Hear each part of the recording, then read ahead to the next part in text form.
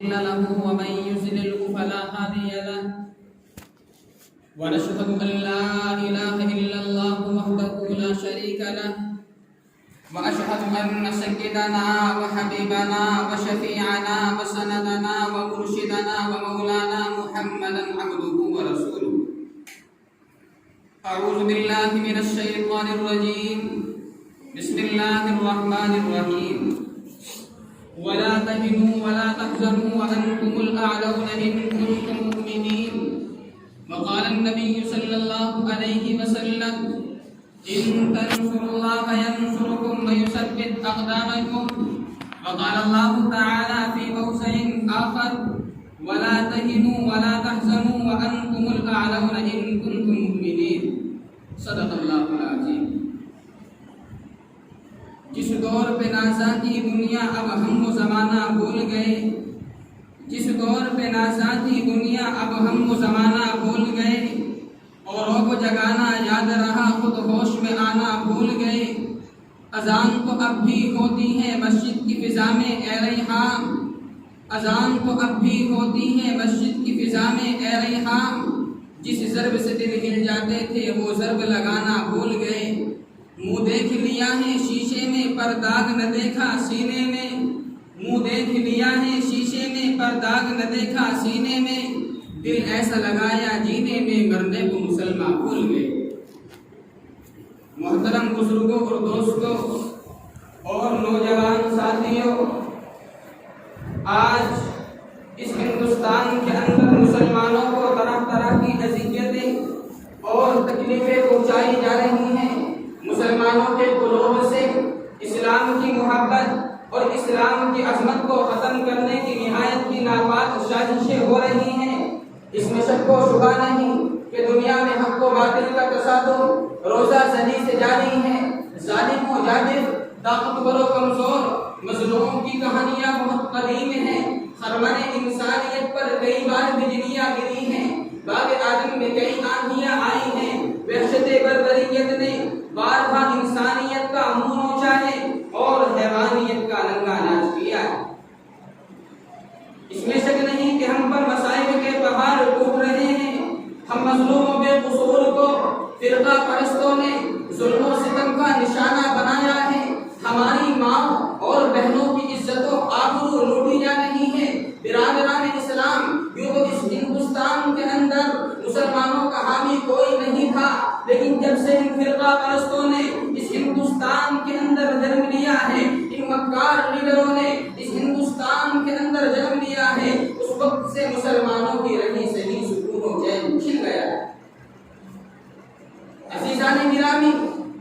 ہمیں اپنے اعمال پر نظر ڈالنے کی ضرورت ہے کہ اللہ تبارک و تعالیٰ نے ہمارے اوپر کن چیزوں کو فرض کیا ہے اور اللہ تبارک و تعالیٰ نے اس دنیا کے اندر ہمیں کتنا اعلیٰ مقام اور مرتبہ دے کر کے بھیجا ہے. اللہ تبارک و تعالیٰ نے اس دنیا کے اندر 70,000 مخلوقات کو پیدا کیا ہے اور اسی کے ساتھ ساتھ اللہ تبارک و تعالیٰ نے 1,24,000 کم و بیش انبیاء علیہ السلام کو اس دنیا کے اندر مبعوث فرمایا. لیکن میرے اور آپ کے لیے بڑی خوش قسمتی اور خوش نصیبی کی بات ہے کہ اللہ تبارک و تعالیٰ نے مجھے اور آپ کو اپنے پیارے حبیب محمد صلی اللہ علیہ وسلم کو امتی بنا کر کے اس دنیا کے اندر بھیجا. 1,24,000 انبیاء کو اللہ تبارک و تعالیٰ نے اس دنیا کے اندر بھیجا، لیکن 1,24,000 انبیاء نے بھی میرے اور آپ کے آقا محمد عربی صلی اللہ علیہ وسلم کی امتی ہونے کی دعائیں کی ہیں اور امتیاں کی ہیں. اللہ تبارک و تعالیٰ سے درخواست کی ہے کہ اللہ تبارک و تعالیٰ مجھے بھی پیارے حبیب صلی اللہ علیہ وسلم کو امتی بنا دیجیے. لیکن آج اللہ تبارک و تعالیٰ نے ہمیں اس نعمت سے نوازا اور اسی کے ساتھ ساتھ اس دنیا کی سب سے اعلیٰ و ارفع کتاب قرآن کریم جیسی دولت اللہ تبارک و تعالیٰ نے مجھے اور آپ کو نصیب کروائی. لیکن آج اگر ہم غور کریں کہ ہم کتنی نمازیں پڑھ رہے ہیں، اگر آج ہم غور کریں کہ اپنے مال میں سے کتنی زکوٰۃ دے رہے ہیں،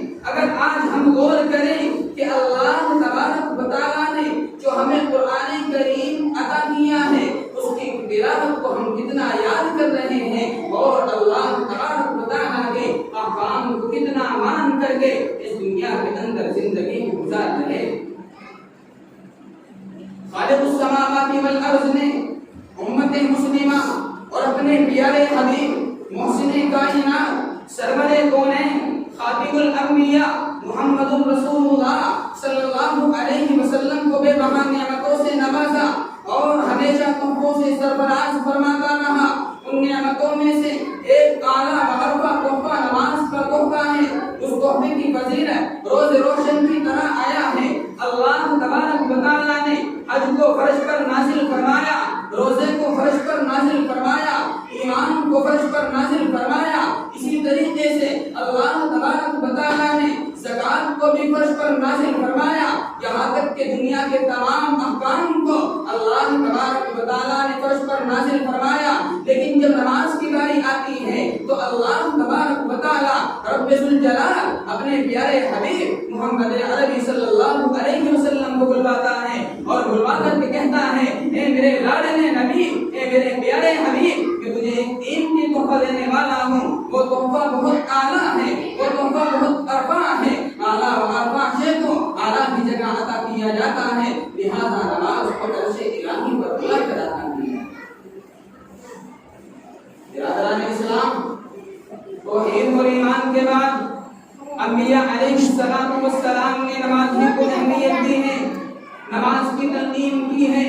قرآن میں جگہ جگہ پر اقیموا الصلاۃ ذکر کیا گیا ہے۔ کہیں پر اللہ تبارک و تعالیٰ نے اور آیتیں نازل کی ہیں، یا ایھا الذین آمنوا استعینوا بالصبر والصلاۃ۔ اللہ تبارک و تعالیٰ اس آیت کو نازل کر کے کھلا اعلان کر رہا ہے، اے مسلمانوں، اے مومنوں، نماز کے ذریعے سے تم روشنی حاصل کرو۔ یا ایھا الذین آمنوا استعینوا بالصبر والصلاۃ، اے مومنوں، نماز کے ذریعے سے تم اس دنیا کے اندر کامیاب ہو۔ لیکن آج مسلمان ان نمازوں سے دوری اختیار کرتا جا رہا ہے۔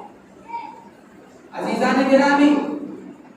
آپ مجھے بتاؤ کہ کوئی متقی نماز کے بغیر متقی ہو گیا ہو، کوئی ولی نماز کے بغیر ولی بن گیا ہو، کوئی امام نماز کے بغیر امام بن گیا ہو؟ آپ بتا ہی نہیں سکتے، اس لیے کہ یہ عالم محبوب عالم ہے۔ نماز سے قلوب کو نورانیت ملتی ہے، نماز سے ایمان و عقائد کو قوت ملتی ہے، نماز سے انسان افضل و ارفع ہوتا ہے۔ اور کیوں نہ ہو، نماز ہی ہے ایسا تحفہ جسے شیطان کا مقابلہ ہوتا ہے۔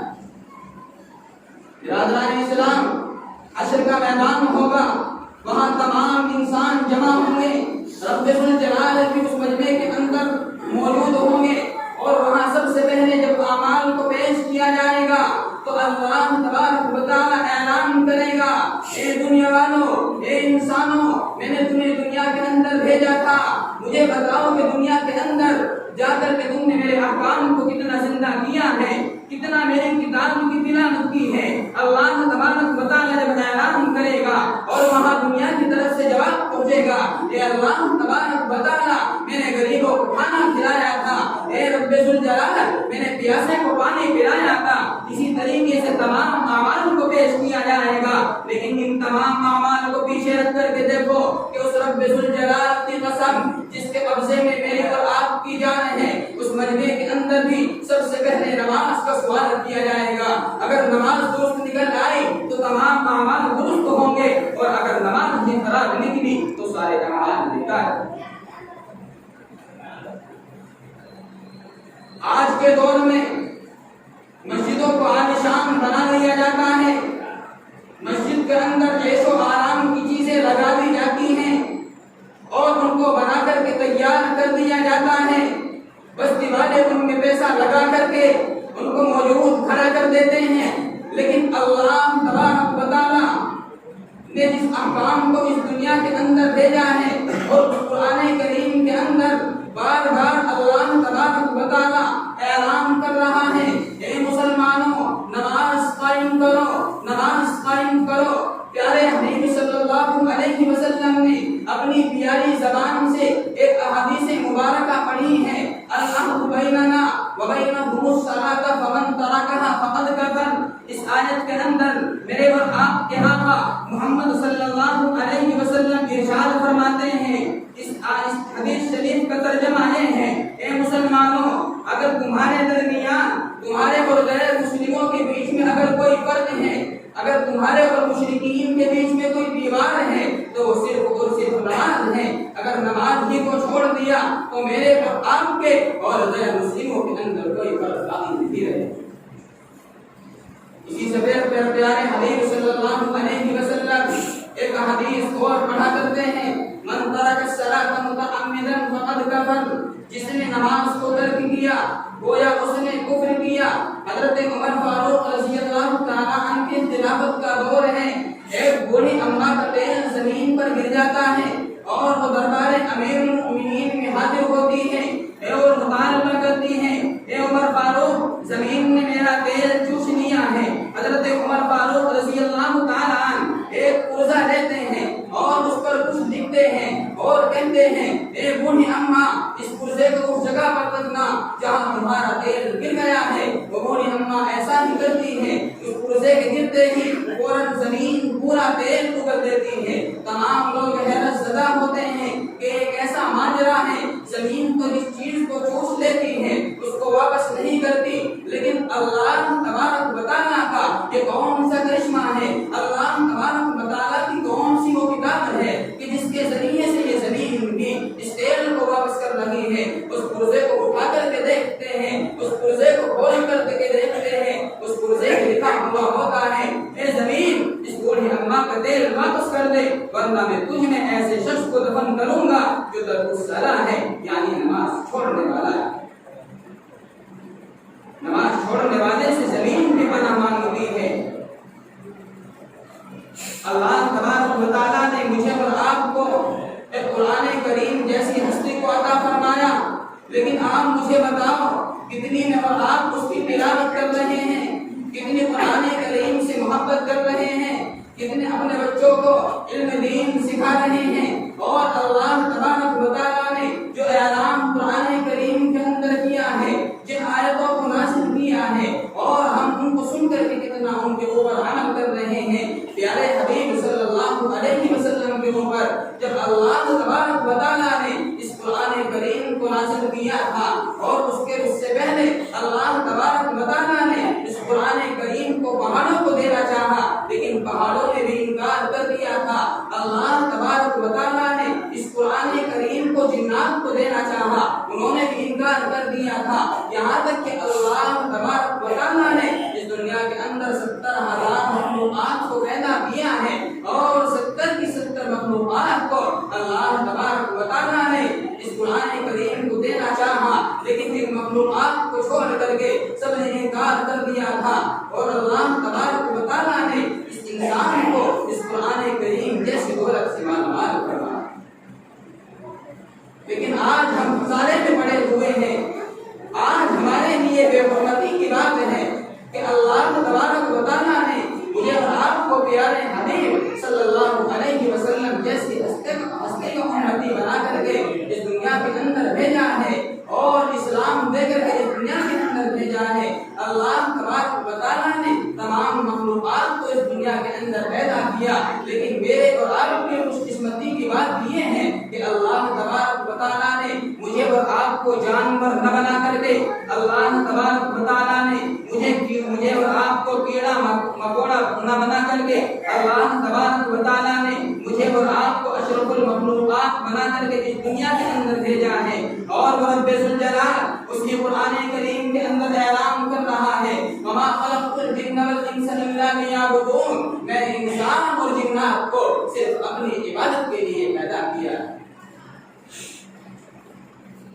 لیکن اللہ تبارک و تعالیٰ کی عبادت کو چھوڑ کر ہم اپنے دنیاوی کاموں میں لگے ہوئے ہیں، ہم اپنے کاروبار میں لگے ہوئے ہیں، لیکن رب ذوالجلال نہ جانے قرآن کریم کے اندر کیا اعلان کر رہا ہے، اور پکار کر کہہ رہا ہے، اے میرے بندو، میں نے تمہیں اس دنیا کے اندر کام کرنے کے لیے نہیں بھیجا، میں نے اس دنیا کے اندر آپ کو عیش و آرام کے لیے نہیں بھیجا۔ آپ کے اوپر امتحان آئیں گے، آپ کے اوپر الزامات لگائے جائیں گے، آپ کو دشوار اور مصیبتوں میں ڈالا جائے گا، آپ کو پریشان کیا جائے گا، لیکن یہ تمام کے تمام امتحان ہیں۔ اگر ہم امتحانوں کے اندر کامیاب ہوں گے تو خدا کی قسم اس حشر کے میدان کے اندر اللہ تبارک و تعالی اعلان کرے گا کہ آؤ میرے بندو، مجھے دکھاؤ کہ دنیا کے اندر کیا کر کے آئے ہو، کتنے نیک اعمال کر کے لائے ہو اور کتنے برے کام کر کے لائے ہو۔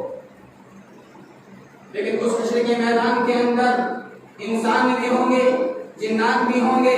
فرشتے بھی ہوں گے، یعنی تمام کی تمام مخلوقات وہاں موجود ہوں گی اور تمام انبیاء علیہ السلام وہاں موجود ہوں گے۔ لیکن اللہ تبارک و تعالی جبرائیل علیہ السلام کو بھیج کر کے محمد عربی صلی اللہ علیہ وسلم کے پاس پیغام کو پہنچائیں گے اور کہا جائے گا کہ محمد عربی صلی اللہ علیہ وسلم آپ کو رب ذوالجلال نے بلوایا ہے، تو رب ذوالجلال نے بلوایا ہے تو محمد عربی صلی اللہ علیہ وسلم کی آنکھوں کے اندر آنسو ہیں اور جسم پسینوں میں سرابور ہے، داڑھی پسینوں میں سرابور ہو رہی ہے، اور میرے اور آپ کے آقا محمد عربی صلی اللہ علیہ وسلم اس میدان کے اندر تشریف لائیں گے تو اللہ تبارک و تعالیٰ کہے گا اے میرے پیارے حبیب تشریف رکھیے، لیکن میرا پیارا حبیب تو رو رہا ہے، میرا پیارا حبیب تو امتی کے لیے دعا کر رہا ہے اور کہہ رہا ہے یا رب امتی، یا رب امتی، میرے امت کے ساتھ مجھے کیا ہوگا۔ اللہ تبارک و تعالیٰ نے اس دنیا کے اندر 1,24,000 انبیاء کو بھیجا اور ان تمام انبیاء کی ایسی ہی امتیں ہیں جیسے میں اور آپ محمد عربی صلی اللہ علیہ وسلم امتی ہوں۔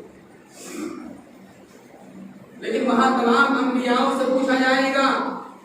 آج آپ کے لیے ایک آفر ہے، آپ کے لیے آج ایک نصیحت ہے کہ آج مجھے بتاؤ تم کو کیا چاہیے۔ لیکن وہاں نبی کیا کہیں گے یا رب نفسی، یا رب نفسی، نفسی نفسی کا عالم ہوگا، اس دن کسی کا کوئی نہ ہوگا، انسان خود اپنے پسینوں میں ڈوبتے ہوں گے، ہر شے نفسی نفسی پکارے گی، اس وقت سب سے پہلے نماز کا ہی سوال کیا جائے گا۔ لیکن میرے اور آپ کے آقا محمد صلی اللہ علیہ وسلم کو بلوایا جائے گا اور کہا جائے گا اے پیارے حبیب تو بتا آج تیری خواہش کیا ہے، جو تو مانگے گا تجھے میں عطا کروں گا۔ لیکن پیارا حبیب صلی اللہ علیہ وسلم تب بھی اپنے بارے میں نہیں سوچتا، تب بھی انہی آنکھوں سے روتی ہوئی آنکھوں سے کہتا ہے یا رب امتی، یا رب امتی، اے اللہ تبارک و تعالی میری امت کو بخش دیجیے، میری امت کو بخش دیجیے۔ لیکن آج اپنے اعمال پر غور کرو کہ اس پیارے حبیب صلی اللہ علیہ وسلم کی میں اور آپ کتنی سنتوں کو زندہ کر رہے ہیں۔ آج اگر ہمارے جسم کو دیکھا جائے تو ہمارے جسم کے اوپر سنتی لباس نہیں ہے، اگر آج ہمارے چہروں کو دیکھا جائے تو پیارے حبیب جیسا نہیں ہے، اگر آج ہمارے اعمال نامے کو دیکھا جائے تو پیارے حبیب صلی اللہ علیہ وسلم کے جیسا نہیں ہے۔ ہر کام آج ہمارا پیارے حبیب صلی اللہ علیہ وسلم کی سنتوں کو خلاف ہے۔ اس کے لیے محنت کی ضرورت ہے۔ پیارے حبیب صلی اللہ علیہ وسلم کو مدینہ المکرمہ طائف کی گلیوں کے اندر جب وہاں اسلام کی دعوت دے رہے تھے اور اسلام کو پھیلانا شروع کر رہے تھے تو پیارے حبیب صلی اللہ علیہ وسلم کے اوپر گولیوں کی بوچھار کی گئی تھی، وہاں ظلم کیا گیا تھا، میرے اور آپ کے آقا محمد صلی اللہ علیہ وسلم کے اوپر زخم لگائے گئے تھے، وہاں مارا گیا تھا، لیکن میرے پیارے حبیب صلی اللہ علیہ وسلم نے اس وقت اس طائف کی گلی میں کسی غیر مسلموں کو یا مشرکینوں کو یا وہاں کافروں کو کسی غیر مرحلے میں انہیں دشوار نہیں کیا، انہیں تکلیف نہیں پہنچائی، ان کو مصیبتیں میں نہیں ڈالا، لیکن پھر بھی اللہ تبارک و تعالیٰ سے یہی التجا ہے کہ اللہ تبارک و تعالیٰ ان مشرکوں کو، ان ظلم کرنے والوں کو تو اسلام کی دولت سے مار دے۔ لیکن آج ہمیں وراثت میں یہ تمام چیزیں ملی ہوئی ہیں، لیکن آج ہمارے دل کے اندر ان تمام چیزوں کی قدر نہیں ہے کہ اللہ تبارک و تعالیٰ نے وہ پیارا حبیب ہم کو عطا فرمایا، قرآن جیسی عظیم کتاب ہم کو عطا فرمائی اور اسلام جیسا سچا مذہب ہم کو عطا فرمایا، لیکن ان تمام تر چیزوں کی ہمارے دل کے اندر قدر نہیں۔ آج ہم کاروبار کی لائن سے پریشان کیوں ہیں؟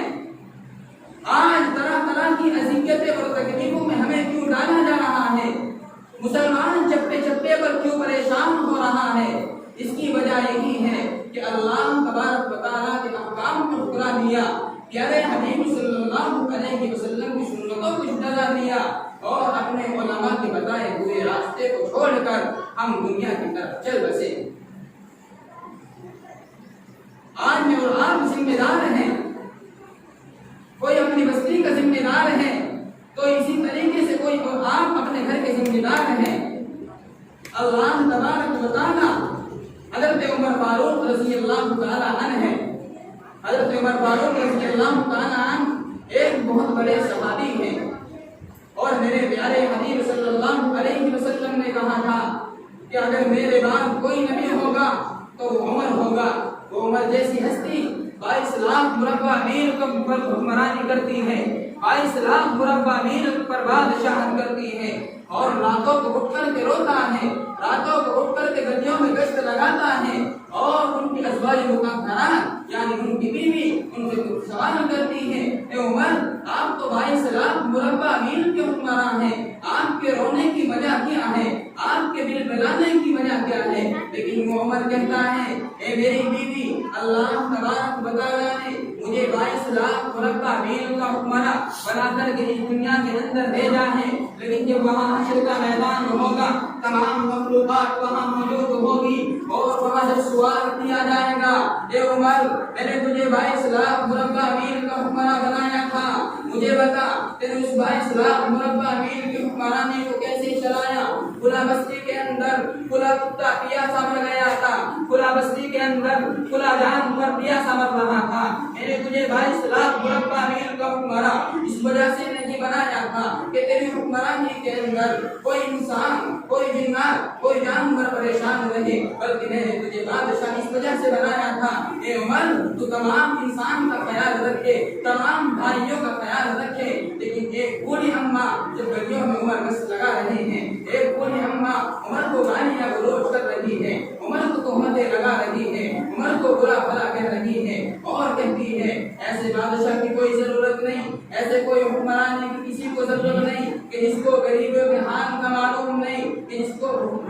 بھوکوں کی بھوک کا کوئی معلوم نہیں، جس کو پیاسوں کی پیاس کا کوئی معلوم نہیں۔ لیکن حضرت عمر فاروق رضی اللہ تعالیٰ عنہ 22 لاکھ مربع میل کے حکمراں ہیں اور اسی گلی سے گزر رہے ہیں، اس بوڑھی اماں کی آواز کو سن کر، حالانکہ 22 لاکھ مربع میل کے بادشاہ ہیں، اگر چاہتے اس بوڑھی اماں کو جیل کرا سکتے تھے، اگر چاہتے اس بوڑھی اماں کو ظلم دلا سکتے تھے، لیکن نہیں، حضرت عمر فاروق رضی اللہ تعالیٰ عنہ اس بوڑھی اماں کے پاس میں جاتے ہیں اور جا کر کے کہتے ہیں، اے بوڑھی اماں السلام علیکم ورحمۃ اللہ وبرکاتہ۔ وہ بوڑھی اماں اس سلام کا جواب دیتی ہے اور عمر وہیں بیٹھ جاتے ہیں اور اس بوڑھی اماں سے کہتے ہیں، اے بوڑھی اماں مجھے بتا دو صحیح، عمر نے تیرے ساتھ ایسی کون سی خطا کی ہے کہ جو عمر کو گالیاں دے رہی ہے، جو عمر کو تو برا بھلا کہہ رہی ہے؟ لیکن اس بوڑھی اماں کو عمر کے بارے میں کوئی معلوم نہیں کہ حضرت عمر فاروق ہیں، ان کو معلوم نہیں ہے، وہ تو سوچ رہی ہیں کہ یہ تو ایک عام آدمی ہے، اور عمر نے ان کی گالیوں کو برداشت کر کے، ان کی تمام باتوں کو سن کر کے اور کہتے ہیں، اے بوڑھی اماں مجھے بتا، ہو سکتا ہے شاید اس عمر کو تیری غریبی کا معلوم نہ ہو، اس عمر کو تیری بھوک کا معلوم نہ ہو۔ تو حضرت بوڑھی اماں کہتی ہیں، ایسے حکمراں کی، ایسے بادشاہ کی مجھے کوئی ضرورت نہیں ہے کہ جسے غریبوں کی غریب غربت کا معلوم نہ۔ تو حضرت عمر فاروق رضی اللہ تعالیٰ وہاں سے فوراً کھڑے ہوتے ہیں اور اپنے دربار میں پہنچ کر کے اپنے غلام سے کہتے ہیں، اے میرے غلام میرے کندھے کے اوپر ایک ستو کی بوری رکھ دے اور کچھ آٹا دے دے، کچھ دال اور چینی دے دے۔ تو اس کا حضرت عمر فاروق رضی اللہ تعالیٰ عنہ کا غلام کہتا ہے، عمر آپ تو 22 لاکھ مربع میل کے حکمراں ہیں، اس کام کے لیے تو اللہ تبارک و تعالیٰ نے ہمیں پیدا کیا ہے، اس بوری کو اور اس سامان کو میں لے جا کر کے جہاں آپ حکم کریں گے میں رکھ کر کے آتا ہوں۔ لیکن عمر کا جواب سنیے، جو 22 لاکھ مربع میل کا حکمراں ہے، جو 22 لاکھ مربع میل پر بادشاہت کر رہا ہے، اس عمر کا جواب سنیے۔ عمر کیا کہتا ہے، اے میرے غلام، کیا اس دنیا کے اندر تو میرے بوجھ کو اٹھانے گا، اس دنیا کے اندر تو میرے کام کو کر دے گا، لیکن جب حشر کے میدان کے اندر اللہ تبارک و تعالیٰ سوال کرے گا تو تو وہاں میری کیسے حمایت لے گا؟ وہاں کسی کے لیٹر پیڈ یا کسی کی مہر سے کام چلنے والا نہیں ہے، وہاں کسی کی سفارش سے کام چلنے والا نہیں ہے، وہاں تمام کے تمام انسانوں کے اعمال کام آئیں گے کہ اس دنیا کے اندر اللہ تبارک و تعالیٰ کے احکام کو تو نے کتنا پورا کیا تھا، پیارا حبیب صلی اللہ علیہ وسلم کی کتنی سنتوں کو زندہ کیا تھا، اور جو میں نے آپ کے بھی علماء کو بھیجا تھا، وہ جو علماء ان راستوں کو بتایا کرتے تھے، ان راستوں کو کتنا اختیار کیا تھا۔ پیارے حبیب صلی اللہ علیہ وسلم نے ایک حدیث اور کہی، العلماء ورثۃ الانبیاء، علماء انبیاء کے وارث ہیں، لیکن آج ان علماء کی بے قدری کی جا رہی ہے، آج علماء کی ہمارے دل کے اندر اہمیت نہیں ہے۔ آج اگر یہ علماء کوئی بات بتاتے ہیں، ان باتوں کا ہمیں پختہ یقین نہیں ہوتا۔ اللہ رب ذوالجلال کی قسم کہ اس نے مجھے اور آپ کو ایک ایسی نعمت سے نوازا کہ میرے اور آپ کے بیچ میں ان چاند اور ستارے کی طرح اللہ تبارک و تعالیٰ نے ان علماء کو موجود فرمایا، ان علماء کو پیدا فرمایا۔ اللہ تبارک و تعالیٰ نے ان علماء کو انبیاء کو وارث بتایا ہے، اور وہ انبیاء کون ہیں؟ وہ انبیاء نبی علیہ السلام ہیں۔ تو حضرت عمر فاروق رضی اللہ تعالیٰ عنہ ان بوری اور اس سامان کو لے کر کے اس بوڑھی اماں کے پاس میں جاتے ہیں، اور بوڑھی اماں کے پاس میں جا کر کے کہتے ہیں، اے بوڑھی اماں، مجھے بتائیے آپ کی مسجد کہاں ہے، مجھے بتائیے آپ جہاں کھانا بناتی ہیں وہ جگہ کون سی ہے؟ تو حضرت عمر فاروق رضی اللہ تعالیٰ عنہ خود اپنے ہاتھوں سے کھانا بناتے ہیں، اور کھانا بنا کر کے اس بوڑھی اماں کو کھلاتے ہیں، اور بوڑھی اماں کو کھلانے کے بعد اس سامان کو وہیں رکھ کر کے کہتے ہیں، اے بوڑھی اماں، اب مجھے بتا کہ عمر کو نے کیسے پایا؟ وہ بوڑھی اماں کانپنے لگتی ہے، رونے لگتی ہے اور معافی مانگنے لگتی ہے، لیکن وہ عمر کہتا ہے، اے بوڑھی اماں، گھبرانے کی ضرورت نہیں ہے، ڈرنے کی ضرورت نہیں ہے، مجھے اللہ نے حکمراں بنایا ہے، اور اللہ تبارک و تعالیٰ نے مجھے حکمرانی دی ہے، مال بھی دیا ہے، دولت بھی دی ہے، لیکن مجھے آپ کا معلوم نہیں تھا کہ فلاں بستی کے اندر فلاں بوڑھی اماں بھوکی مر رہی تھی، فلاں بوڑھی اماں پیاسی مر رہی تھی۔ مجھے معلوم ہوا کہ میرا فرض تھا، اور میں اپنے فرض کو ادا کر کے چل رہا ہوں۔ تو بوڑھی اماں رو کر کے کہتی ہے، اے اللہ تبارک و تعالیٰ، عمر جیسا بادشاہ پیدا فرما، جہاں